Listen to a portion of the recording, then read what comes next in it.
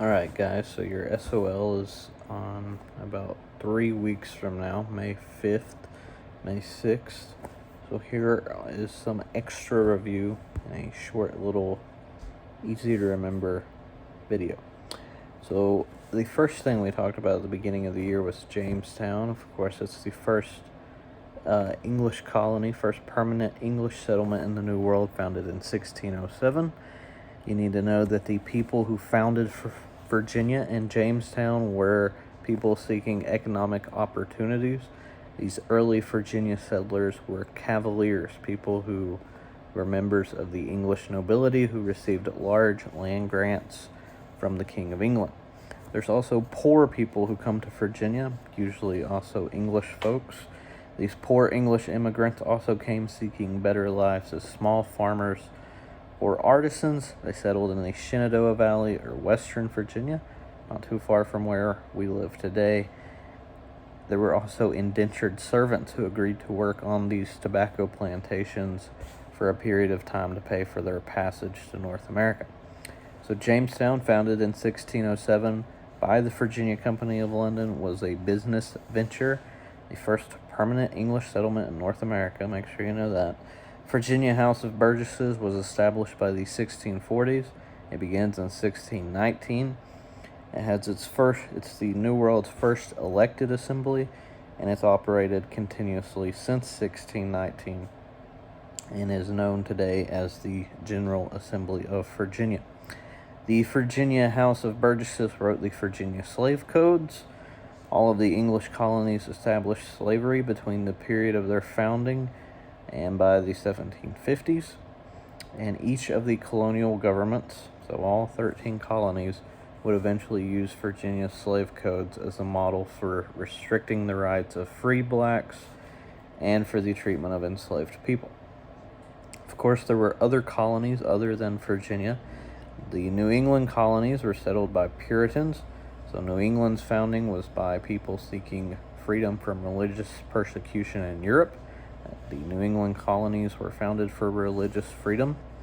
They formed a covenant community based on the principles of the Mayflower Compact. Of course, the folks from the Mayflower that settled Plymouth Rock, and Puritan religious beliefs. The Puritans came to the New World for their own religious freedom, but they were often intolerant of those who did not share their religion, like Roger Williams and Anne Hutchinson. They also saw economic opportunity and practiced a form of direct democracy through town meetings. So make sure you know that the Puritans practiced direct democracy through town meetings.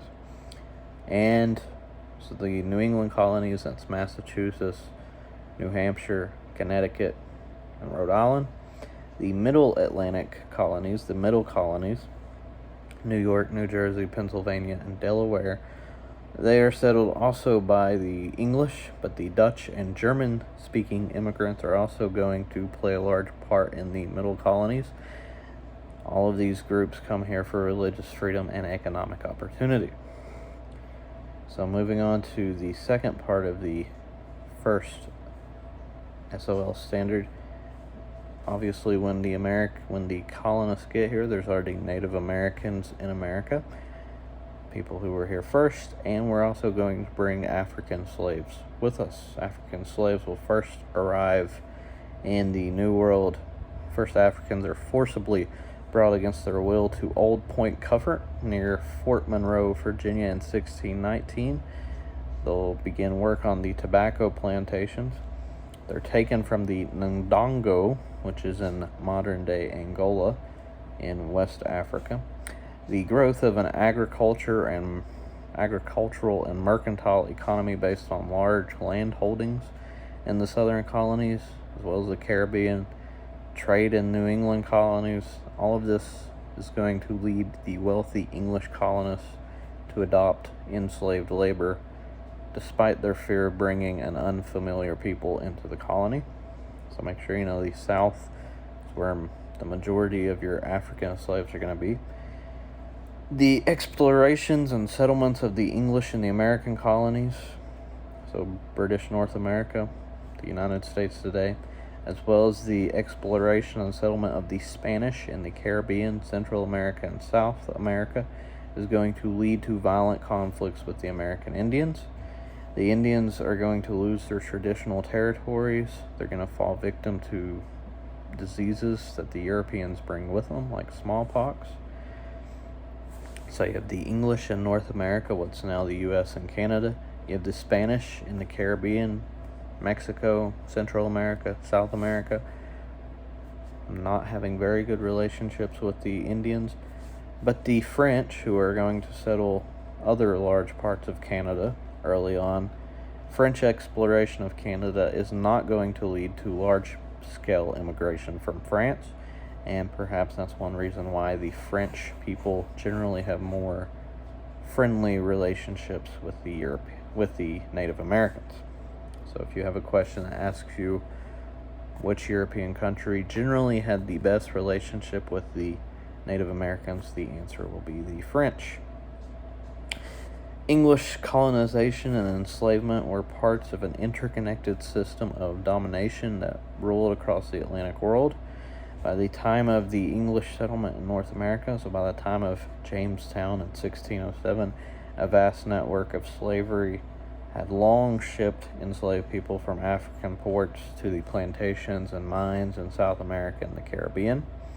So even before Jamestown's ever founded, you already have African slaves in the Americas, largely in South America and the Caribbean.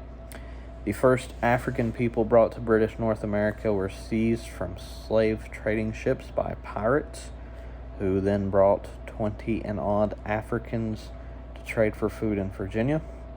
British North America would remain on the margins of the Atlantic slave trade, importing only about 6% of all enslaved Africans brought to the New World. And even though the British are only responsible for about 6% of the slave trade in the New World, enslavement grows in importance over the decades after 1619. So the Spanish, the Portuguese are all going to play a much larger role in the slave trade than the British North American colonies. Virginia's English colonists struggled to adapt Atlantic slavery to their law, culture, and religion, of course, until they get the Virginia slave codes near the turn of the century. And over the half century after 1619, white Virginians are going to make adaptations to their legal codes so that racial slavery is going to be allowed. So by the 1660s, slavery and indentured servitude really begins to take on this racial connotation for the first time. Conversion to Christianity does not free people from bondage. A child born to an enslaved woman is going to take on the same status as his mother. So any child born to a slave woman becomes a slave, just like their mother, and they become the property of the woman, property of the slave owners who own that woman. So big takeaways: make sure you know Jamestown, 1607, first permanent English colony. Make sure you know Cavaliers. These people who come to Virginia do so because they're getting free land. The New England colonies are settled for religious reasons. They have a covenant community. They practice direct democracy through town meetings. The Virginia House of Burgesses, first elected assembly in the New World. First Africans come to British North America against their will in 1619 to Jamestown. The middle colonies, settled by English, Dutch, German-speaking immigrants. That's going to be Pennsylvania, your Quakers. And make sure you know slavery becomes a big part of nearly all of the 13 colonies by the 1750s, by the time of the Revolution. So next video, we'll talk about the colonies in a bit more detail. Make sure you review that, do your Quizlets. I've got some quizzes we're going to be posting, as well as all of our notes and everything that we've already had. So make sure you get those Quizlets done. Watch the videos, study. Everybody's going to do great. Thanks.